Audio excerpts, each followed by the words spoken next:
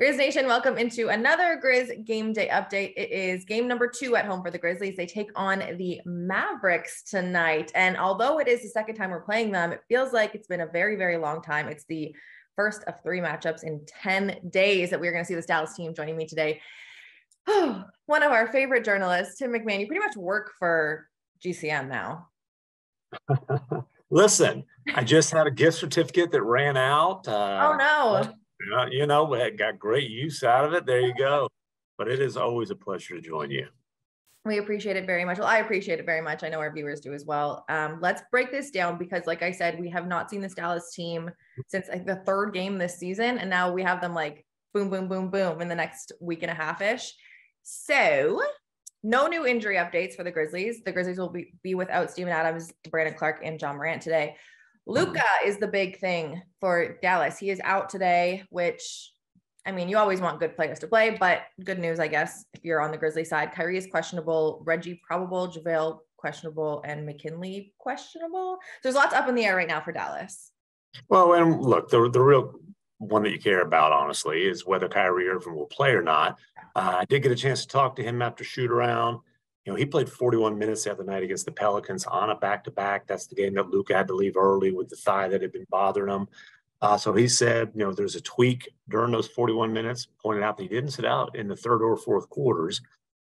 Says he's doing everything he can to get better. He mentioned recovery days, but then he also said that he was going to do everything he could over the next few hours to, as he put it, try to get ready for this performance.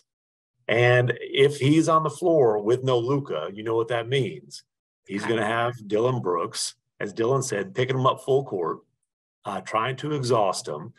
Dillon has expressed great hope that Kyrie plays tonight because, A, he's Dillon Brooks.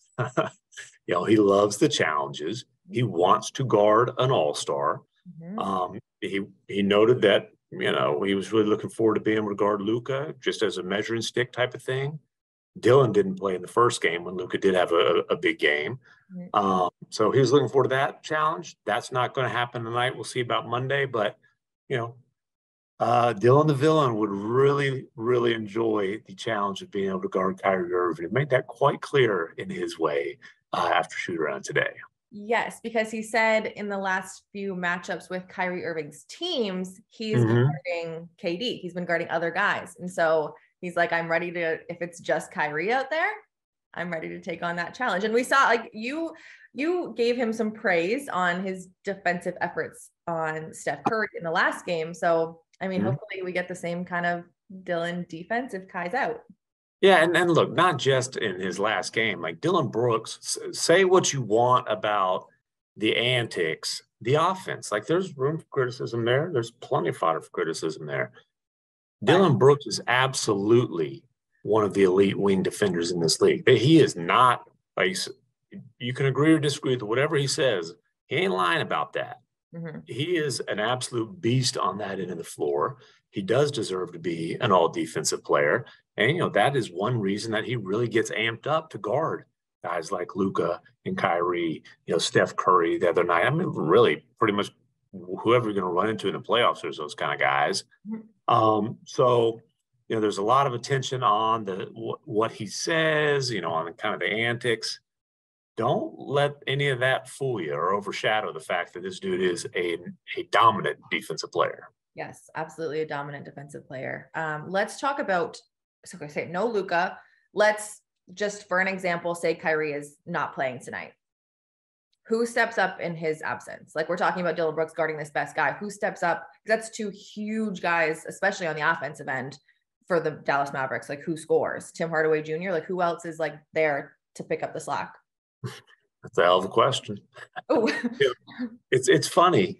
The Mavericks, I might have the exact games wrong, but I think they lost I want to say it was their first 7 games that Luka did not play this year. Okay. And the first one that they won without Luka was right after the Kyrie trade, but before Kyrie joined the team. They beat the Jazz in Utah. It actually ended up being Mike Conley's last game with the Jazz. And then obviously they were dealing, Conley been hearing all the trade rumors, everybody else in that locker room. I'm not sure it's the most focused team, but in that game, Josh Green had a career high 29 points. And then Jaden Hardy, the rookie they got in the second round, who they feel like is a lottery type of talent, he also had a career high 29 points in that game. So, Tim Hardaway Jr. obviously would need to knock down shots, but those would be the two guys that would probably have the ball in their hands and be asked to create the most often.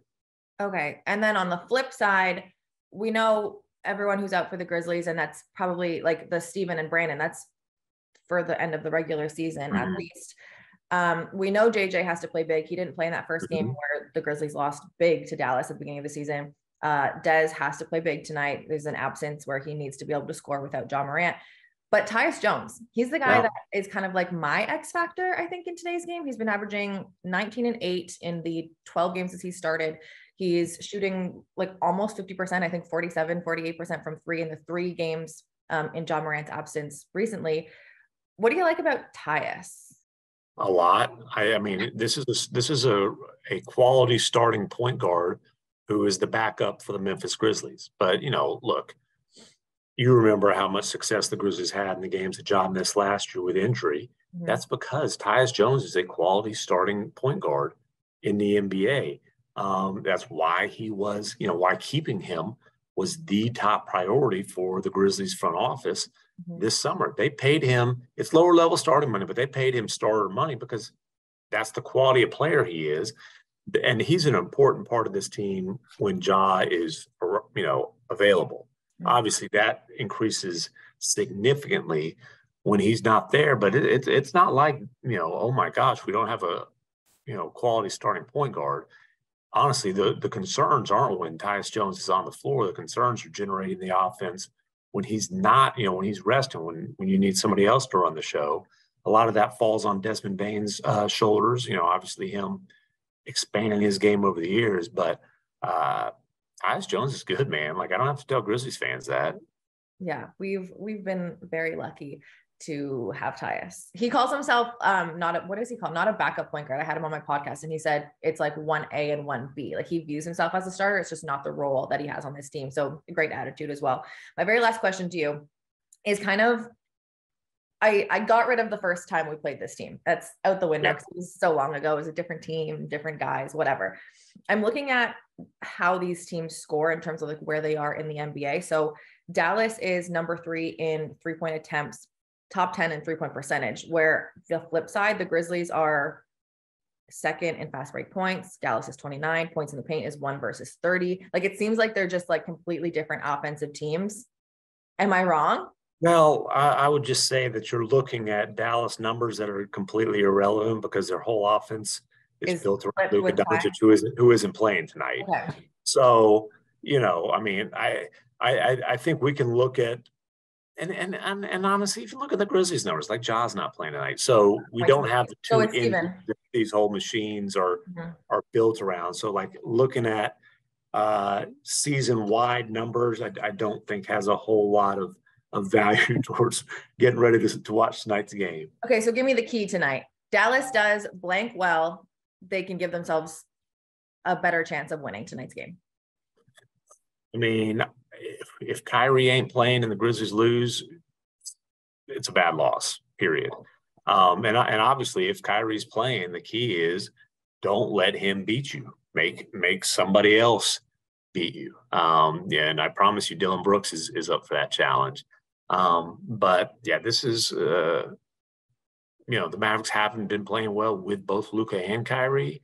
But without Luka, this is a massive challenge for the Mavericks, even given the Grizzlies' injuries and absences. All right. So take advantage of Luka being out for a while, because it does seem like Luka in the past 3 years has had the Grizzlies number. So let's hope for a dub tonight. Tim? Luka's had a lot of numbers. I know. Honestly, I think I'm still scarred from, 2 seasons ago, his like crazy buzzer beater. The crazy running 3-pointer. Yes. I'm still scarred. So. Oh, you know what, though? I'll say this. Dylan is defending him as well as anybody. That's well as anybody. Compliment.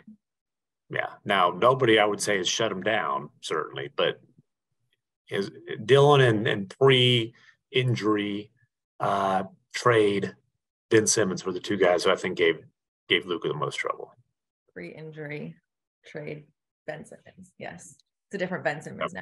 Long time ago. That's a different conversation. Tim, seriously, thank you so much for coming on again today.